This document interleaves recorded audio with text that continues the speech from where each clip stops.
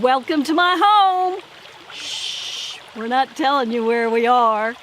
Hi, I'm Cindy Merritt, and I'm your local real estate partner. And just like you, I live, work, and play in the Richmond, Virginia area and all around our wonderful surrounding counties. Okay, so today we are out in a secret, undisclosed location. So I am with John Slabaugh, who is the president of the Central Virginia Gold Prospectors. Oh my goodness, so this is going to be really cool. We are going to prospect for some gold today. John, tell me a little bit about the history of the club and history of gold in Virginia. I originally joined the club in about 2003, and so the club has kind of grown over the last 15 years or so into what we have now as far as about 2,300 acres I think we lease. All of our properties have gold on them. You just have to get out there and dig and spend some time and you'll find some gold. So there's 2,300 acres out here in Virginia that has gold on it. Yes. Who knew? I was really surprised when I was doing a little bit of research to find out that Virginia was one of the first states in the nation to be a gold producer. Right, they were one of the first states to actually commercially mine and then eventually turned it into coins and things like that. And you guys go to schools and different events and actually educate people on the history of Virginia and get kids to get in there and find gold and stuff? Yes, we're a nonprofit organization and we go to schools, we do fall festivals, we do one of the biggest festivals in Virginia called Field Days of the Past. Right. Which was just in September, usually last month.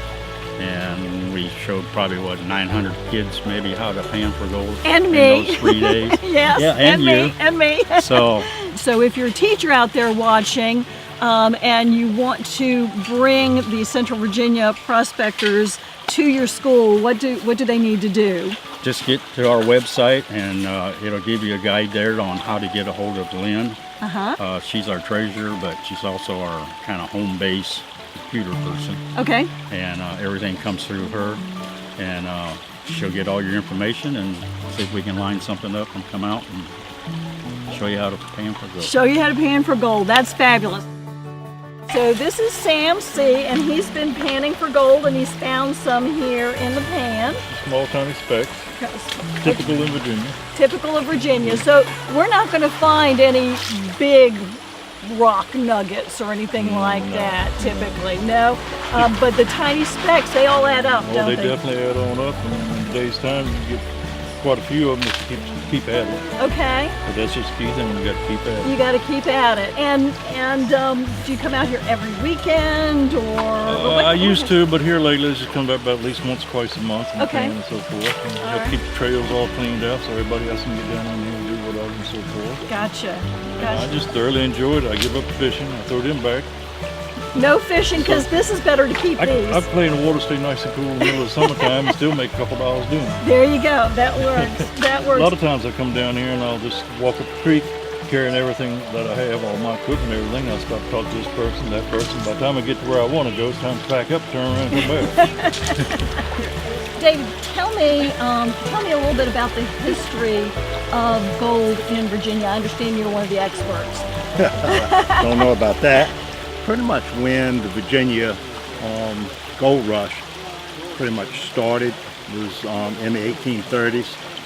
And as everybody knows about the California gold rush in 47, 48, when that happened, you know, there were a lot of people here in Virginia and North Carolina that were prospecting and finding some good gold.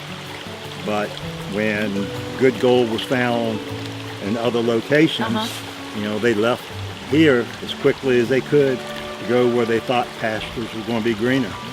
Unfortunately, they left a lot of good gold here in Virginia.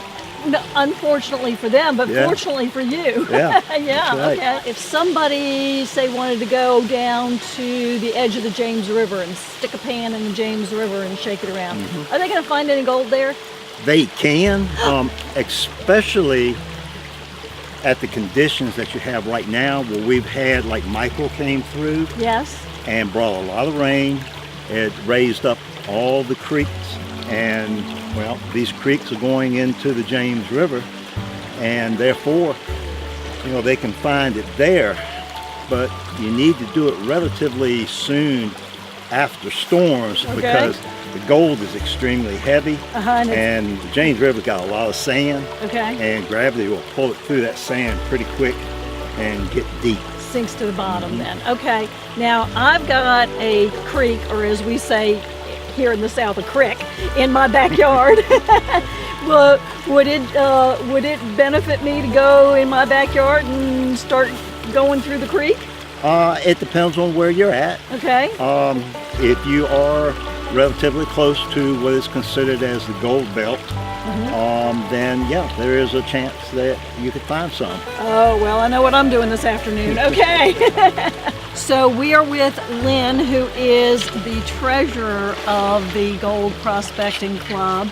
And Lynn, you've been telling me some really interesting things. One thing that I'm really fascinated with is this is not just a man's kind of thing. No. Okay. We have several women in our club that actually come out and do prospecting pretty much all the time. And we just had more women actually join this year, I think, than we've had in a long time. So the women are increasing in on this Van's World, you want to call it? Yeah, really. It's fun.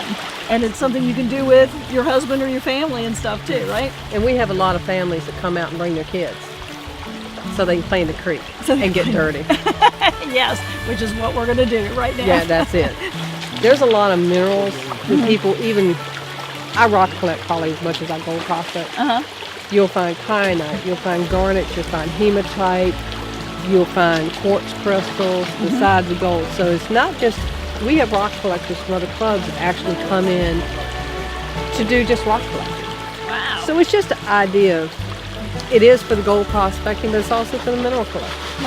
Right. The big mountain you saw when you came up here is the Kyanite Mountain. Okay. And that kyanite you actually find in the creeks too. It can be blue or white, and it's like little slivers of like crystal structure.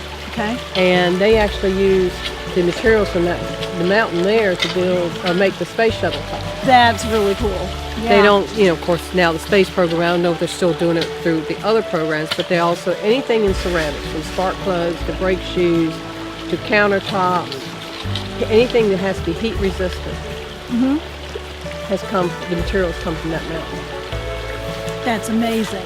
So come on down to a creek near you, make yourself at home, and find yourself a prospector and see if you can find some gold.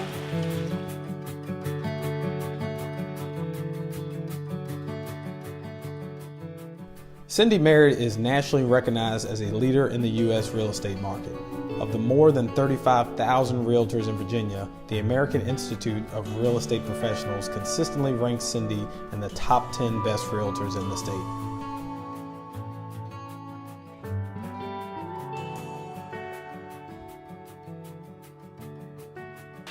Here's a nice rock. You know what that is? No, what is It's that? a leverite. What is a leverite? Leave it right there because it ain't worth 2 cents.